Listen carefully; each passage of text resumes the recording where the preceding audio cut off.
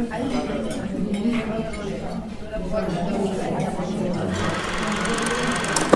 हाल है आपके? अस्सलाम वालेकुम। वालेकुम अस्सलाम। The other day when I asked you a question, ऐसा क्यों है कि हमारी जनरेशन में हमें लैक ऑफ फोकस और इनकन्सिस्टेंसी, एक नॉन सीरियस एटीट्यूड देखने को मिलता है?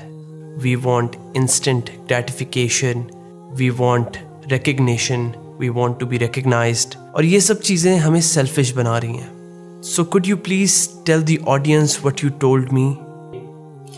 अच्छा, जो हम बात कर रहे थे वो बेसिकली एक सबसे पहले इस इनकन्सिस्टेंसी के इशू को समझाने से पहले हमें प्रॉब्लम को समझना होगा कि क्यों आ रहा है इस जनरेशन के साथ इनकन्सिस्टेंसी का प्रॉब्लम, कि वो तसलसल के साथ कोई चीज़ क्यों नहीं करते हैं और एक चीज़ से दूसरी चीज़ की तरफ क्यों जंप करते हैं.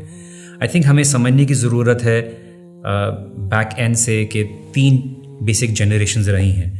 एक तो इंडस्ट्रियल रेवोल्यूशन रहा है जो आप अपने दादा या ग्रैंड पेरेंट्स की तरफ से ले लें, जहाँ पे रोटी, कपड़ा और मकान एक बेसिक नेसेसिटी को पूरा करने की एक रिक्वायरमेंट थी. Then came the age of information, जहाँ पर स्टैंडर्ड ऑफ लिविंग को इम्प्रूव करना, गाड़ियाँ बेहतर करना, घर को बेहतर करना, ये सब चीज़ों की एक stage I.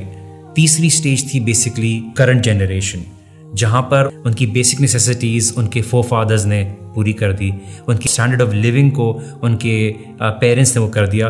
Now they are not looking for basic necessities, वो बेसिकली क्वालिटी ऑफ लाइफ को देख रहे हैं, चीज़ों को इम्प्रूव करने की कर रहे हैं. जहाँ जहाँ उनको बेहतर क्वालिटी नज़र आती है उसकी तरफ वो जंप करते हैं. नाउ इस चीज़ के साथ साथ एक प्रॉब्लम बेसिकली ये आई है कि लोगों के अंदर इनकन्सिस्टेंसी डेवलप हो गई है. कुछ चीज़ों में इंस्टेंट ग्रेटिफिकेशन चाहते हैं, इंस्टेंट रिवॉर्ड चाहते हैं कि मैं अगर प्रोफाइल बनाऊं फेसबुक पे तो इंस्टेंट पॉपुलैरिटी मिल जाए, टिकटॉक बनाऊं तो उस पर इंस्टेंट पहुंच जाए, खाना बनाऊं तो इंस्टेंट बन जाए. इसी तरह से इंस्टेंट रिवॉर्ड के चक्कर में वो एक चीज़ से दूसरी चीज़ की तरफ जंप करते हैं. I think we need to understand and explain to the current generation कि देखिए, you need to be consistent in order to see lasting rewards. मिसाल के तौर पर मैं आपको एग्जाम्पल बताता हूँ. अगर आप एक्सरसाइज करने के लिए जिम में जाएंगे, आपने 1 घंटा एक्सरसाइज की, क्या आपको रिजल्ट नज़र आएगा? नहीं नज़र आएगा. आप दूसरे दिन जिम जाते हैं, आपको क्या रिजल्ट नज़र आएगा? नहीं नज़र आएगा. तीसरा, चौथा, 5वां दिन, 1 महीने बाद आपको रिजल्ट नज़र आएगा. इट्स नॉट दैट 20 मिनट्स और 30 minutes of exercise which is giving you result, but the consistency के साथ जो आप एक्सरसाइज कर रहे हैं, that is actually going to give you result. In the same way relationships में, मैरिजेस में, consistency is what produces that love. The consistency of being able to give respect, maintain that relationship. At the same thing, आपके work में आप काम करते हैं, आपने consistency के साथ अपने काम में एफर्ट लगानी होती है, which eventually makes you rise on the top. Impatience, बेसब्री is actually why आज की जनरेशन constant reward के चक्कर में जंप कर रही है, and they want quick rewards. जब वैल्यू अंडरस्टैंड करेंगे, they will hold on two things, they will appreciate things, otherwise nothing will make them happy. And ये चीज़ों से लेकर इंसानों तक भी ट्रांसफर हो जाता है. So we need to understand the problem first, why this generation is basically inconsistent with things, because they actually look for quality. चाहे वो सस्ता मोबाइल होगा, उनको उसमें भी quality आ जाएगी which is affordable.